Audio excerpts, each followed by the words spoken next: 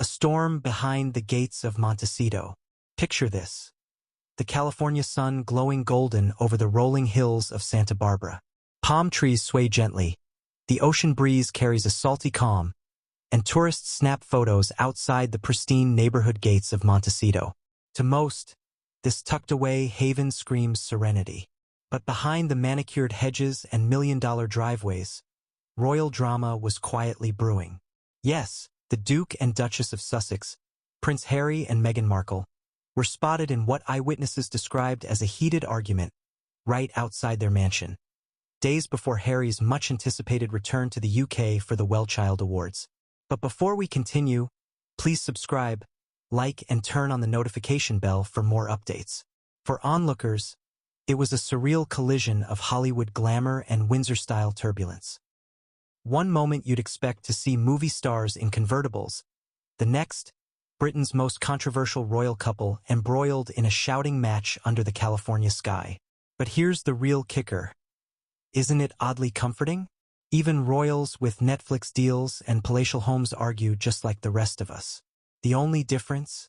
When your address is Montecito and your name is splashed across every tabloid in the world, privacy is a luxury you simply can't buy. So what exactly happened? Why the fight? And what does this mean for Harry's already tense trip back to the UK? Buckle up, because the story blends royal history, family fractures, and human vulnerability in a way you can't stop reading. Why this fight matters more than you think. On the surface, it might look like another lover's spat. After all, who hasn't argued with their partner about stress, family, or even something as silly as forgetting to unload the dishwasher?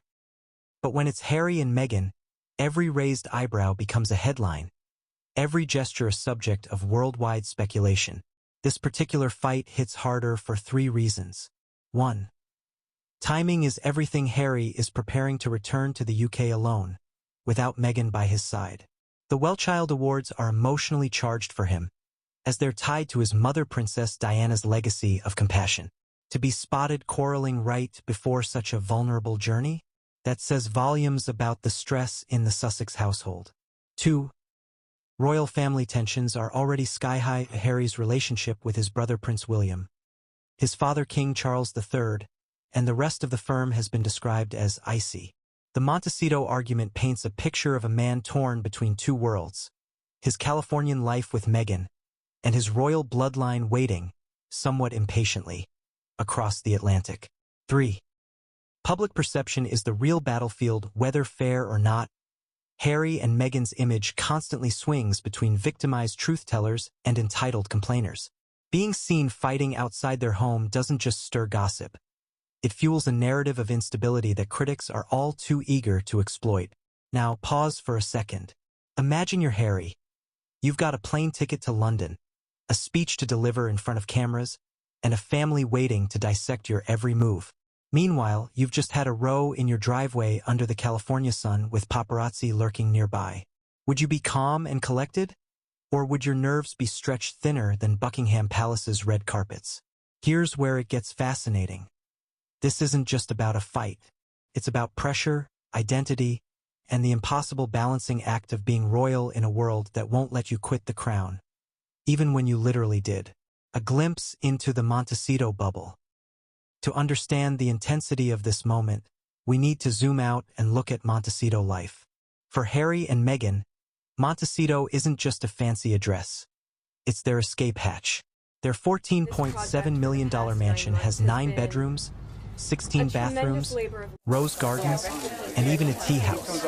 It's marketed as a sanctuary, a bubble of tranquility away from the suffocating traditions of royal duty. But bubbles have a way of bursting, don't they? Montecito is a paradox. It's both a fortress and a fishbowl.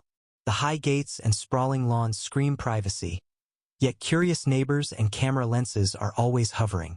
Add in the Netflix contracts, podcast deals, lawsuits, and family feuds, and suddenly Montecito becomes less of a sanctuary and more of a stage. When Harry and Meghan step into their driveway, they're not just a couple discussing travel logistics. They're 2 global icons whose every word can fuel endless speculation. The argument spotted wasn't just 2 people disagreeing. It was a crack in the carefully curated image of Royal meets Hollywood glamour. And here's the kicker. Isn't that exactly why we can't look away? It humanizes them. Because while their neighbors include Oprah Winfrey and Katy Perry, their struggles feel more like ours than we'd like to admit. But if Montecito is the bubble, the UK is the storm, and Harry is about to fly straight into it. Harry's emotional return to the UK. For Prince Harry, the Wellchild Awards are not just another charity event circled on the royal calendar. They're deeply personal. These awards celebrate seriously ill children and the caregivers who inspire resilience. A cause that Harry has championed for years, and one that always reminded him of his late mother, Princess Diana. Every year, Harry shows up not just as a prince, but as a man carrying Diana's legacy. He listens, he comforts, he jokes with children in wheelchairs and kneels down so that he's eye level with them. He treats their stories with dignity, not pity, and audiences love him for it. But this year feels different. He's traveling back alone. Meghan won't be by his side to offer the supportive smiles she's often given at such events. The tabloids have already spun her absence into proof of marital trouble. And Harry, who has spoken openly about his mental health struggles, must walk into that London venue carrying not only the weight of children's stories, but the silent judgment of a family that views him as the runaway royal. Can you imagine the inner tug-of-war? One part of him likely feels relief. Finally, a trip back to his roots without the looming shadow of Meghan's every move being dissected. But another part? Pure dread. Facing William. Facing Charles. Facing the frosty silence that often feels louder than a shouting match. The fight in Montecito wasn't just bad timing. It was a preview of the turbulence Harry would carry with him across the Atlantic. Why Meghan stayed behind. Meghan, the Duchess of Sussex, has become one of the most polarizing women in modern history. To some, she's a bold truth-teller who broke free from the stifling grip of the firm. To others, she's a disruptor who shattered the monarchy's delicate balance. So why didn't she join Harry for the Wellchild Awards? Officially, the couple has not given a reason, but the speculation machine is in full throttle. Some say Meghan didn't want to face the icy glares from William and Kate. After the Oprah interview, the Netflix docuseries, and Harry's memoir Spare, bridges have not only been burned, they've been reduced to ashes. Walking into a royal-adjacent event with Harry could have meant braving hostile stares, whispered comments, and endless tabloid headlines. Others argue Meghan simply didn't want to overshadow Harry's moment. After all, the Wellchild Awards are about children and resilience, not palace feuds. Her presence could have risked turning the spotlight into yet another royal family versus Sussex's showdown. But then there are the cynics. They claim the driveway fight was about this very issue, Meghan's absence. Did Harry beg her to come? Did she refuse, sparking an argument? Or did Meghan suggest joining him, only for Harry to argue it would stir too much drama? Whatever the truth, her absence speaks volumes. And in the world of royal watchers, silence is never just silence. It's an invitation for speculation. The elephant in the room.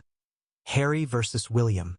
No matter how many charity speeches Harry delivers or how many smiles he forces for the cameras, one shadow looms larger than the rest. His fractured relationship with Prince William. Once upon a time, they were inseparable brothers united not just by blood, but by shared grief after their mother's tragic death. They joked, teased, and leaned on each other through royal tours and awkward family moments. The boys, as Diana lovingly called them, were supposed to be unbreakable, but time and Meghan changed everything. The infamous royal rift has been dissected in documentaries, books, and dinner table debates across the globe. Was it jealousy? Was it cultural clashes? Was it Meghan's arrival that sparked William's protective instincts? The answer is likely a cocktail of all three. Now, every UK trip Harry makes feels like a potential showdown. Will they talk? Will they avoid each other? Will the cameras catch the briefest nod, handshake, or, God forbid, icy glare? And here's where it circles back to Montecito. That fight in the driveway wasn't just about Meghan or Harry's travel plans. It was about the looming ghost of William. Because deep down, Harry knows. Stepping back into the UK without resolving things with his brother is like walking into a storm without an umbrella. But here's the question hanging in the air like Big Ben's chimes. Is reconciliation even possible anymore? The role of King Charles, a father caught in the crossfire. Then, of course, there's King Charles III. For most of his life, Charles lived in Diana's shadow, her warmth, her charisma, her global adoration. Now, as king, he finally has the crown he waited decades for. But instead of basking in stability, he's juggling two sons at war. Charles has tried, by most accounts, to keep communication lines open with Harry. But trust has eroded. Harry's memoir painted Charles as distant, emotionally reserved, and sometimes out of touch with the needs of his youngest son. The king may wear ermine and hold the scepter, but when it comes to Harry, he's still the father struggling to bridge a painful gap. Every time Harry returns to the UK, Charles faces a dilemma. Extend the olive branch and risk appearing weak, or maintain distance and be painted as a cold-hearted monarch. Now picture Harry boarding that plane, fresh from a fight with Meghan, carrying unresolved anger toward William, and facing a father whose love is complicated by duty. That's not just a family reunion. That's a Shakespearean play waiting to happen, when private becomes public. Here's the truth no royal can escape. Privacy is a myth. From Diana being chased by paparazzi to Meghan's handwritten letter to her father being splashed across tabloids, the Windsor family has always lived in the harsh glare of